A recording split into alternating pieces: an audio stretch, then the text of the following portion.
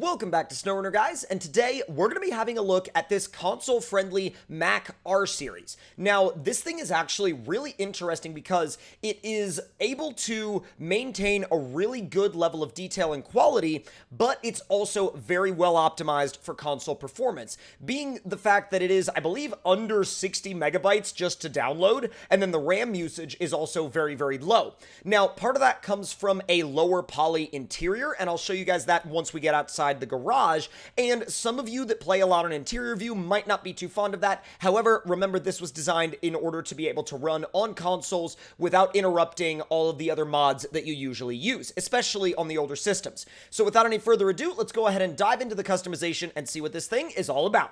Now, first off, you'll notice that it actually uses a bunch of vanilla engines. It uses a lot of vanilla parts in order to, once again, keep that RAM usage down and use assets that were already in the game to begin with. So, going through, we have the SI6V all the way through the 1900, the 2100T, then the SI8V, 2300, 2600 TTA, and 2700T. We're going to go with the 2700T, which does give us an S Plus power to weight rating, which is actually pretty impressive. Now, gearbox-wise, we've got special off-road, balanced, high-range, off-road, and fine-tune. Now, it actually starts with a special off-road, and I'm kind of like keen on leaving the special off-road in there.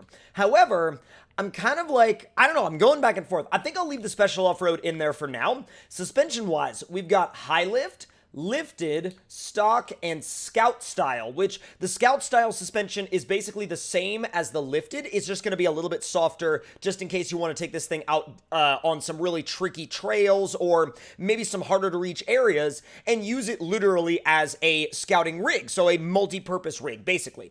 Now, I think we're going to go with the high lift for now because the high lift gives you that same amount of lift but also allows you to still haul very effectively. Also, look at that massive engine that you could see through the fender. That's super freaking cool. Now, you start off with a 39-inch tire, but you can go up to a 41-inch tire. Now, these look somewhat along the lines of a BFG mud terrain, maybe like somewhere between a KM2 and a KM3. I'm not sure which one the tread pattern matches more closely. You guys, especially those of you that know BFG tires really well, can let me know in the comments down below. So we're going to go with the 41-inch tire, and also, as you can see, these have an excellent rating on everything, including ice, so you don't really have to worry about that if you're out on an icy or snowy map.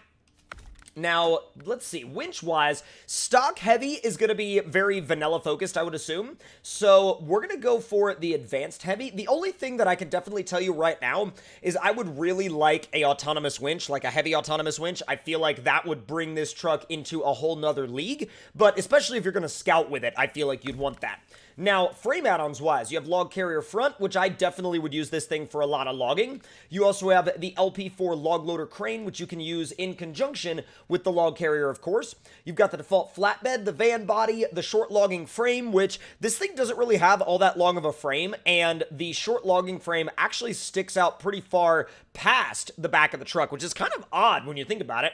Also got the metal detector module, the seismic vibrator module, the sideboard bed, and then let's see, head rack. Let me actually go back and turn this thing around. That way you guys can see. Oh, that's actually really cool that they've got that there.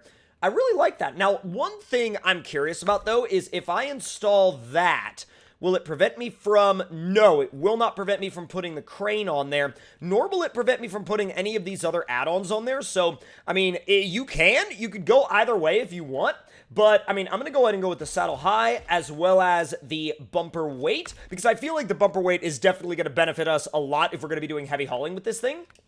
Now, wheels-wise, you get one choice. That is it. You've one choice, and you are done.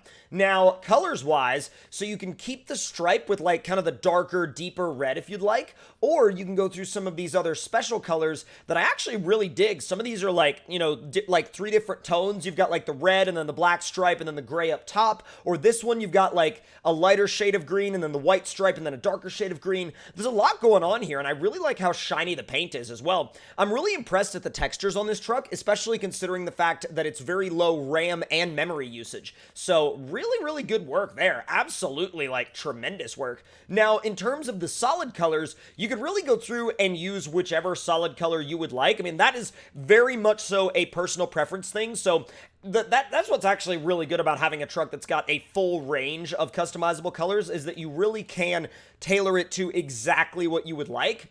Now, I think I'm going to go back, and I've been going back and forth between kind of like this triple tone or like the stock one. I kind of like this, actually. I think it looks pretty cool. Oh, yes. Dude, we can throw beans on the dash as well. Heck yeah. And it's also compatible with Max Mike's interior package as well. Dude, this thing looks so good. It looks so freaking good. I honestly, like, having the Mack defense was really cool to see, like, back in the game recently, but also, like, to see this coming so soon after is, like, it's so cool because we keep getting more and more Mack trucks, and I love it. I absolutely love it. Especially these classic Macks. They really do, like, hold a special place for me personally, because especially, like, you know, when I was really, really young, seeing one of these pass by on the highway was, like, such a treat for me. It would literally make my day, you know? So let me go down to one of the larger trailers, and we could actually, we could use one of the trailers from the other pack that I recently showed with the Kenworth W900. Now, let's see, super heavy right here. I'm going back and forth on what I would like to use to test this. I'm thinking probably a super heavy. The reason I say a super heavy is because you're gonna be using the super heavy when you really need to haul some crazy stuff. And also, let me show you guys the interior view real quick. Now, this interior, obviously, it's going to be a lower poly count interior. It's not going to be super high quality. It doesn't have moving gauges or anything like that. But this is one of those things that's going to save you memory and save you RAM on console. So that's why he's done it that way. So let me see if I can actually find the Sequoia, because the Sequoia is going to be not only heavy, but it's going to be huge. Industrial boiler. God, that's massive. That's so freaking gigantic. You've got rails. You've got literally just about everything. There we go. All right, so that's going to take up 5 units. But if that takes up 5 units, why not use, like, why not run the industrial boiler? All right, so there's the boiler. We got 3 more units usable, so I want to find something that actually uses 3. So let's see, stage 3 fuel tank and an industrial boiler. Or we could look through just a little bit further and see if there's anything else. Stage 2 fuel tank. Let's go. So everything is fully loaded now, and I do mean absolutely everything. This thing is packed full. All right, so you're going to go ahead and go, wait, and good God. There's something particularly wild about seeing a boiler of that size behind this truck. Yo, look at the lights, though. Everything looks so good on it. It really, and not only does it look good, it drives great, too. I mean, it really doesn't feel like it's struggling at all, even with that massive amount of weight behind it, with the boiler and the fuel tanks. Man, I'm really impressed. Like, this thing genuinely impresses me. And not only does it impress me because of the way it looks and the way it drives, but it impresses me because of the way, I mean, look at some of the details on this exterior, right? You've got this entire headache rack right here with both stacks. You've got this extra auxiliary diesel tank. You've got all of the add-ons. You've got the steps. You've got the wheels, the other fuel tanks. You've got the air tanks down here. And all of this stuff, also this snorkel that comes included, and it still does not run into tremendous issues with RAM. And so I think the fact that this thing doesn't have massive RAM issues is genuinely a testament to, like, how well the creator optimized it for not only just, like, performance in general, but for console compatibility. So, like, absolute, like, mad props to the creator on that. And the cool thing about it is the fact that, like, and I'm sure there's gonna be some PC guys out there that are gonna be like, oh, but, like, I don't like console mods. And I'm like, but the cool thing about this, though, is the fact that even though it was optimized for console, that optimization also carries over to PC in the way that it's just going to make it run smoother, it's going to make it run quicker, and it's going to make it stress your system less. And who doesn't want to have their system stressed as little as possible? Now let's see how it handles some proper mud. All right, all wheels on. Diff lock is on now. Did we bottom out the trailer? We did. Yep, I should have known that. Oh, no visible winch attachment points because it doesn't have a crazy, like, modded winch. Ouch.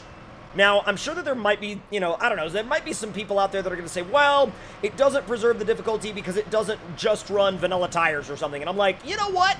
This thing still preserves plenty of that vanilla difficulty, in my opinion, without, like, you know, being just a body drop onto a vanilla chassis. And I feel like it's actually, I like it better because it's got the extra tires. Because isn't that like, half the point of using a mod is to, like, experience things that aren't in the base game to begin with?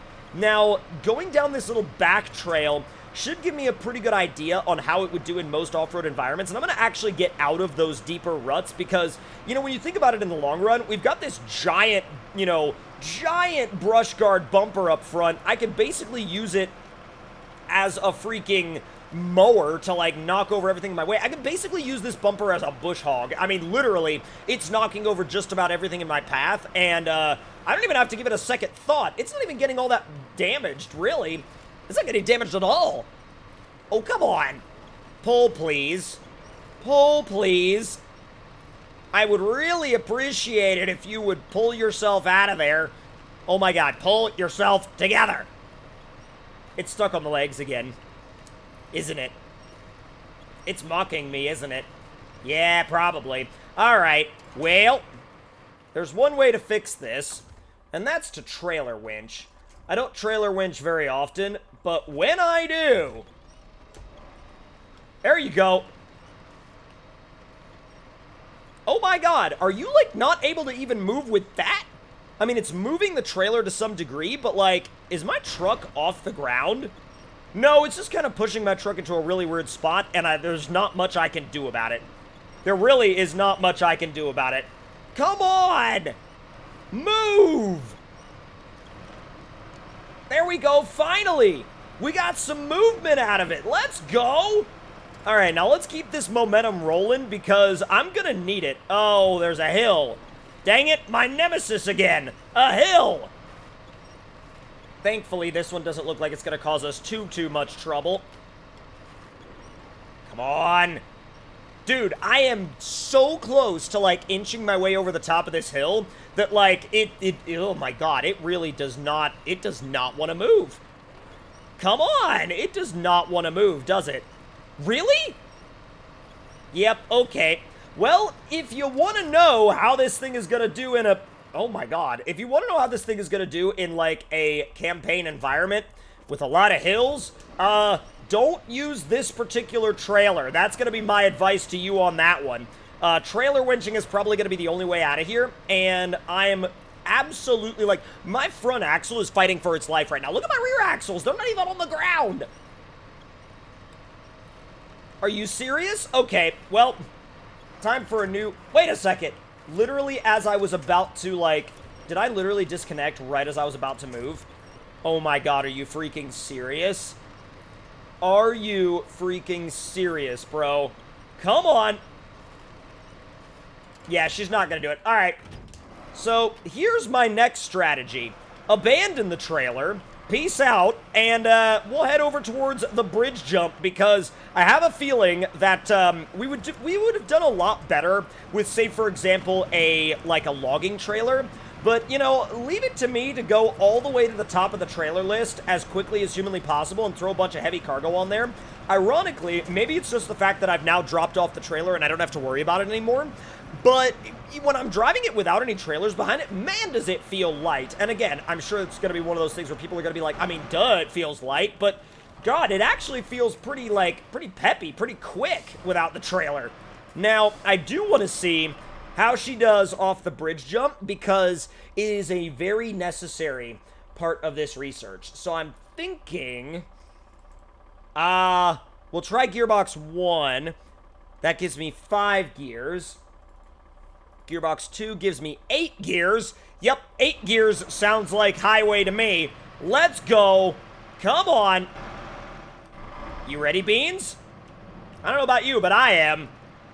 It's quick, though, and actually the grip on pavement isn't terrible. That's one of the biggest things I've been noticing about a lot of these semi-trucks that have come out lately is that the grip on pavement is pretty freaking good, especially when you consider the fact that this thing has some pretty dang good grip, like, elsewhere. And, alright, so we're gonna go ahead and get to the top of the hill. And through the lovely, lovely dev tool system, we're gonna just do something real quick. We're gonna load up a trailer, and the 8-unit goose deck is gonna just kind of be bad.